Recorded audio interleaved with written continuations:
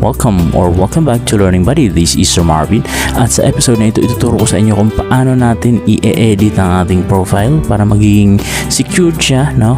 Secured siya at hindi na tayo ma-follow, kasi pag finallow tayo ng ating mga stalkers, ang mangyayari ay updated sila sa mga future post natin. So ngayon, dito ang nakikita niyo dyan ay add story, yung button na blue. So ngayon gagawin ko, ipapakita ko sa inyo kung ano yung gagawin natin. Okay, pindutin ng 3 dots. Balik muna tayo doon. Punta tayo dito, nasa profile tayo, di ba? Punta sa profile picture katabi ng What's on Your Mind. Pagdating dito, pindutin ng 3 dots katabi ng edit profile. Di ba meron diyang buttons, adds to story and edit profile. Pindutin ang 3 dots and pipindutin mo ang view as. Ayan, ito yung gagawin natin. Ilalagay lang natin ay message. Yan, message button. And then magkakaroon lang ng dalawang post na available, pero wala na silang iba pang makikita. Yan. Alright, so let's go to the tutorial. So ipapakita ko muna sa inyo kung ano ang aking button pag ibang tao ang tumitingin sa aking profile. So ito ang aking profile. Ang aking profile picture ay si Jose Marichan, no? So punta muna tayo doon sa profile picture katabi ng What's on Your Mind. Pindutin. Pagdating dito, i-click ko dito yung aking 3 dots. Di ba nakita nyo dyan, merong add to story, edit profile, and yung 3 dots na yun ang i-click. Pindutin ang 3 dots. And then pupunta tayo ngayon dito sa my view as. Pindutin ang view as. Yan. So dito, ang nakalagay sa akin ay message. Ibig sabihin, pag nakita ng ibang tao yung profile ko, ang nakalagay ay message button. No, walang follow button, walang add friend button. So paano ba natin gagawin yan? Balik lang ako dito. Okay, so balik ako doon. Punta ako doon sa my profile picture na nasa taas, but this time doon sa baba ng message icon katabi ng bell icon. Punta ako doon, pindutin ko yun. Pagdating dito ngayon, so nandito na tayo. Ang gagawin ko ay pupunta ako doon sa may settings, di ba? Nakalagay settings and privacy. Sa baba nun merong settings. Punta tayo din sa my privacy shortcuts. Pindutin mo yung privacy shortcuts. Pagdating dito ay pipindutin mo ang pindutin mo muna yung see more privacy settings. Ibaba mo. Nakikita mo dyan, meron nakalagay na take a privacy checkup, learn about your privacy on Facebook, and manage your location settings, control face recognition. Pindutin mo yung see more privacy settings. Pagdating dito, isiset na natin siya. Alright, so simula tayo sa pinakataas. Nandito na tayo sa privacy shortcuts face. Okay, check a few important settings. Quickly review some important settings to make sure that you're sharing with the people that you want. Yan. So dito na nga tayo, di ba? So ito yung pinuntahan natin, yung who can see what you share. Specify natin. Okay. Pagdating dito ngayon, may nakalagay na who can see what you share. Ang focus natin dito ay sa profile information, posts and stories, and blocking. Pindutin ang continue.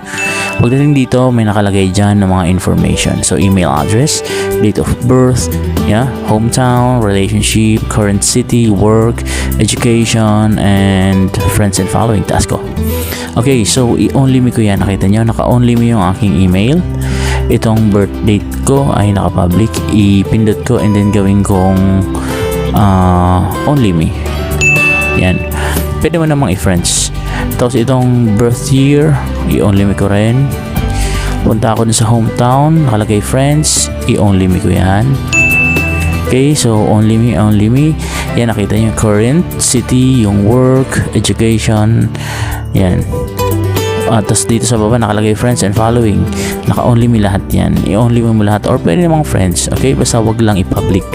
Pindutin ang next. Pagdating dito nakalagay dyan, you decide who you want to see your posts and stories. Future posts. Ibig sabihin, ito yung mga posts na gagawin pa lang natin sa hinaharap. Sino ba ang gusto mong makakita? Okay, pindutin ko muna to. Pwedeng public, pwedeng friends except, pwedeng only me. Okay, ngayon, ang pipindutin ko ay, syempre, i-friends ko na lang ito. Yan. And then, alis na ako dyan.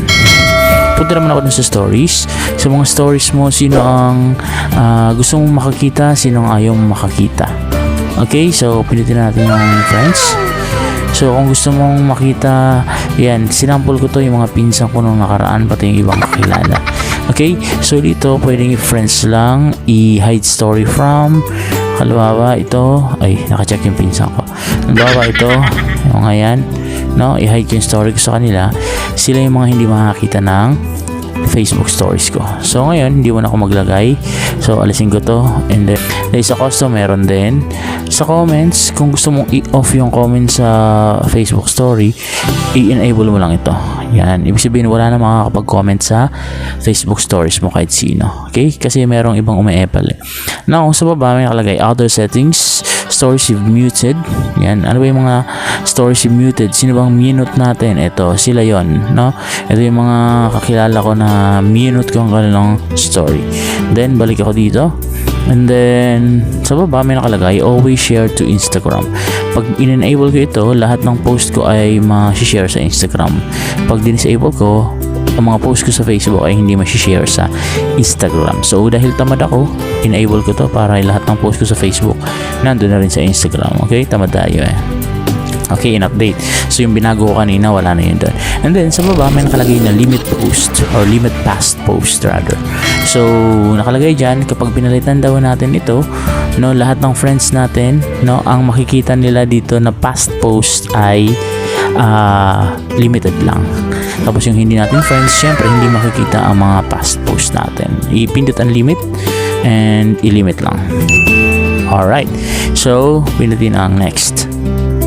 Okay, dito naman lalabas yung mga taong blinak natin or mga naka-blacklist. So ako, meron akong 106 people. Kung gusto ko silang i-unblock, pwede kong pindutin yan and then pindutin ang minus sign. So ngayon, wala naman akong i-block pa, kaya next na ako. Kung kayo may gusto kong i-block, pindutin nyo yan. Next. Alright, so nakalagay dyan, you're all set. Thank you for reviewing. You can see what you share. You can make changes at any time in settings. Pindutin ang review on other topic. Okay na tayo dyan. Ang susunod na pupuntahan natin ay yung... Okay, now, pindutin natin yung violet. Yan. How people can find you on Facebook. Ito naman. We'll walk through the options to make sure that your settings are right for you. Ito naman tungkol ito sa friend requests, phone number and email address and search engine. Pindutin lang ang continue. Pagdating dito nakalagay dyan, you're in control of who can send you a friend request. Sino bang gusto mong maka-add sa'yo ng mga tao? Yan, piliin natin dito. So kapag everyone yan, lahat ng tao, kahit sino pwede kang i-add sa Facebook pag hinanap ang pangalan mo. Pero kapag ang nilagay mo ay friends of friends lang, ang makakahanap lang sa iyo ay mga kaibigan ng kaibigan mo. Mas limitado, di ba? So hindi mo siya everyone, kundi ay ganyan lang, friends of friends.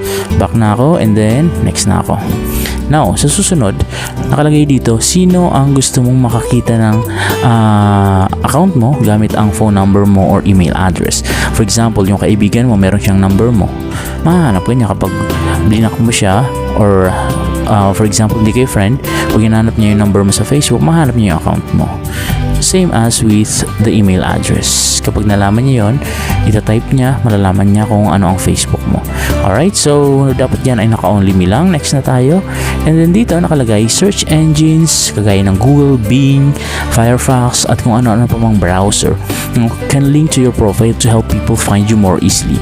Diba nahanap tayo kapag nag-google tayo, no? Naghahanap tayo ng Facebook kasi hindi natin mahanap sa Facebook app mismo. Nahanap natin yung kanyang mga accounts or mga accounts sa mga tao na ito. So para di mangyari yun, di tayo mahanap ng ibang tao, ang gagawin natin ay i-enable natin ito. Yan, ibig sabihin, yan. Ano ang mangyari ito kapag naka-enable ito? Do you want search engines outside Facebook to link to your profile? Yan. Pag in-enable mo yan, linawin natin ha. Pag naka-enable yan, ibig sabihin, lahat ng tao maghahanap sa iyo sa Google ay pwede kang mahanap kapag naka-enable. Pero kapag naka-disable, ibig sabihin, kahit hanapin ka nila, hindi ka nila mahahanap doon. Maliban na lang kung may kinoment ka sa page. For example, nag-comment ka sa Manila Bulletin or sa iba pang pages sa Facebook na naka-public ang setting nila, makikita ka nila. Pero kapag hindi ka naman nagko-comment kung saan-saan, hindi ka makikita ng mga tao na ito. Alright? So, pindutin ang next. And nakalagay dyan, you're all set. Thank you for reviewing how people can find you on Facebook. You can make changes at any time in settings. Okay na ang friend requests, phone number and email address, and search engines. Pindutin ang review on other topic. And okay na tayo dyan. So, back lang tayo doon. Back tayo. And then, refresh. Yan. Punta na tayo doon sa may dito. Ulitin natin ha. punta na tayo dito sa my profile picture, katabi ng what's on your mind, pinutin ang 3 dots, pinutin ang view as. Alright, so andito na tayo ngayon. No, right? Walang follow button. Wala tayong any other buttons kundi ay message. Ang choice lang ng mga tao na yun na gustong magtingin ng profile natin, makita nila yung ating, of course, cover photo, makikita nila ang ating profile photo, makikita nila ang, ayan, may featured music kasi ako dyan eh. And then also, message nila ako, pero hindi nila ako mafa-follow. Ibig sabihin, pag nag-post ako, hindi nila makikita ang future post ko. Alright? So ngayon, sasabihin niyo, sir, bakit naman ganito? May nakikita pa rin. At least, ang nakikita dyan ay 2 lang na post. Yung unang shared post ko at itong ikalawang post ko. Okay, so bakit sila nakikita? Kasi nakapublic doon sa taas, doon sa akin. Alright? Nakapublic siya. So, pwede ko siyang i-private.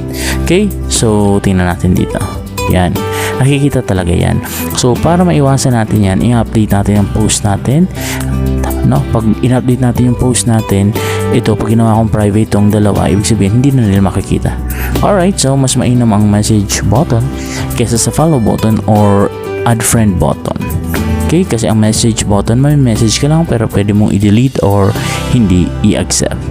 Okay, so sana may natutunan. This is Sir Marvin at huwag kalimutang mag-subscribe at i-hit ang notification bell para lagi updated sa mga bagong videos ng Learning Buddy. Bye-bye!